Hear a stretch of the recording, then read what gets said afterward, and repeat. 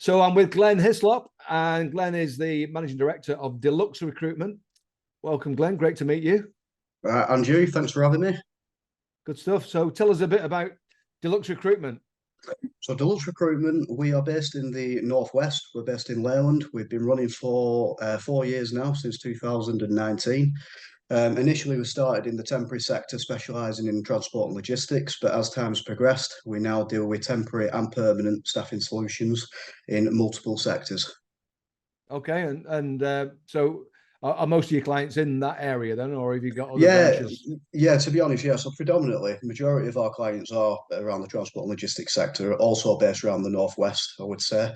Um, and then in terms of MDs, there's two partners. So there's myself and there's also my business partner, Jen. So we run the business. And we also now have 6 people in the office, as well as a lot of staff out on the road, in the warehouses, etc. Great stuff. And what would you say differentiates you from other recruitment companies? I would say one of the things that helped us mainly, especially to get from the ground up, to get us on our feet, especially, is that I actually personally come from a transport and logistics background. So I worked for a large haulage company for 8 years before coming into recruitment. So I think what's very important, in my personal opinion, is having transport knowledge and experience. And when I worked within transport, I was actually a senior transport planner. So it was myself, if you will, I was the client at the time, and I liaised directly with the recruitment companies. So whether we needed drivers, etc., I would liaise with them. And quite frankly, there was a few things that I would say that I wasn't overly impressed with, or thought, what can we do better here? And that's generally how we started. And that's how Deluxe Recruitment were formed. Right, great. And I guess on top of that, you've got agency staff that you can offer as well. Of course, yeah, yeah. So we've got quite a lot of staff out at the moment. Again, predominantly transport and logistics. So we cover 7 days a week, 24 hours a day. So we have vehicles from 3.5 ton all the way up to Class 1 Arctic lorries. Days, nights, weekends, trampers. People who sleep in the vehicles.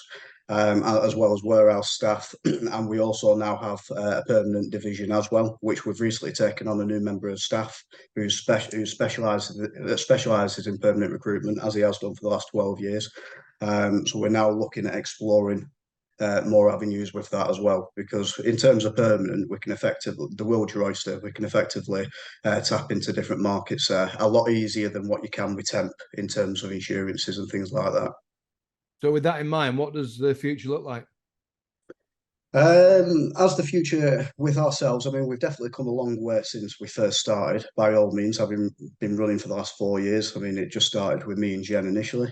But as time progresses, what we've been looking at doing is generally opening up more offices in major cities, as well as obviously taking on the right expertise in the said industries. Because as I was saying about my background, having transport knowledge and experience, I want to ensure that we're doing the same for all our clients. So obviously, I'm not IT minded, but by all means, I know that there's a massive market for IT. So once we can tap into that market, I believe that I can only do that by bringing an expert in recruitment in that field. So as we progress, that's what we want to do: ensure that we're bringing the right expertise as per the market that we're tapping into. So you're duplicating the model basically.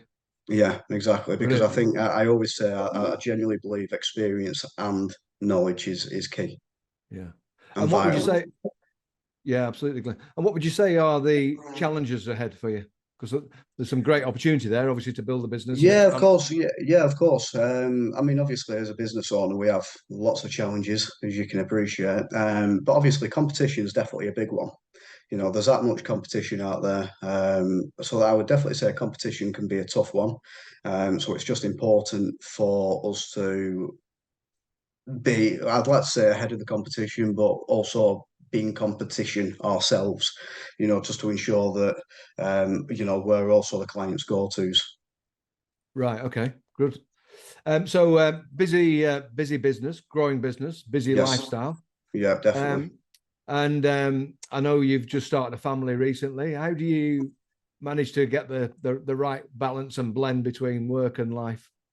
It's a very difficult one, I'll be honest, as you can imagine. I mean, what I would say, my previous employment, I worked 9/7 as a daily for 8 years. So effectively, I didn't know any different to that. Now the office is generally open 9 till 5. So what I do try and do is I do try and shut the laptop around 5ish if I can.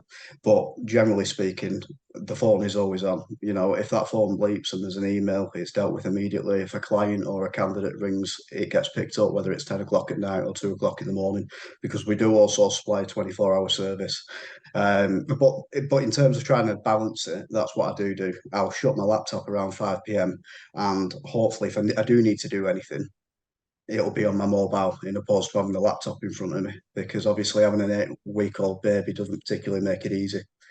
You Yeah. know, so yeah, and I think it's something that, I mean, truth be told, I don't think we ever switch off, but I think you need to try and find that balance somewhere. So in my case, that's where I am finding the balance, where I try and get the laptop shut around 5 p.m. I do leave the office along with the rest of the team, and obviously, if I'm required, if anybody needs me, I'm only a phone call away. Yeah. Absolutely. Yeah. Yeah. So what have you learned during your time in business, Glenn? Ooh, we've learned a lot, especially 4 years. We've definitely learned a lot. Um, I would definitely say, from a personal perspective, I've actually learned how to deal with anxiety. I'll be honest, because when I was employed in my previous employment, I didn't actually have an understanding what anxiety was. I actually remember somebody explaining it to me. I said, "What is anxiety?" And they said, "Well, it's where you get worried about things that hasn't happened." And I just couldn't get my head around it. I'll be honest. I just thought, how does that work? But when you become a business owner, or especially for me, I found I was very anxious. Even if the phone rang, is it a problem? Is it a problem? And if it was a problem, right, okay, well, how are we going to resolve this problem? Everything become panic mode. And obviously every day and every week can be a panic anyway, because you're thinking, right, well, what if the volumes drop next week? Or what if this and what if that? So I would say I've generally learned to deal with my what ifs. You look at the situation, you think, right, well, this is what I'm dealing with. Um, Put it in black and white. How do I tackle this situation? How can I resolve it? So I would definitely, and definitely had to take my own advice, even whilst I sit here saying that to you, but I would definitely say that's one of the biggest challenges for me, and what I've learned to deal with in terms of business. Good for and you. Good for obviously you. learning and obviously learning business in itself, because effectively me and Jen both come from being employed into owning our own business. So learning to deal with business and learning how to manage it was a massive learning curve in itself, if I'm honest. Absolutely. Yeah. And if a bit of a hypothetical one, this, Glenn, but if you could turn the clock back, knowing what you now know, and start your business all over again, Yeah. what might you do? What might you do differently? I would definitely implement specific systems from day dot, because I come from a transport background, and I brought my experience and knowledge to recruitment, but I wasn't a recruiter. I didn't really have much experience with the actual recruitment side.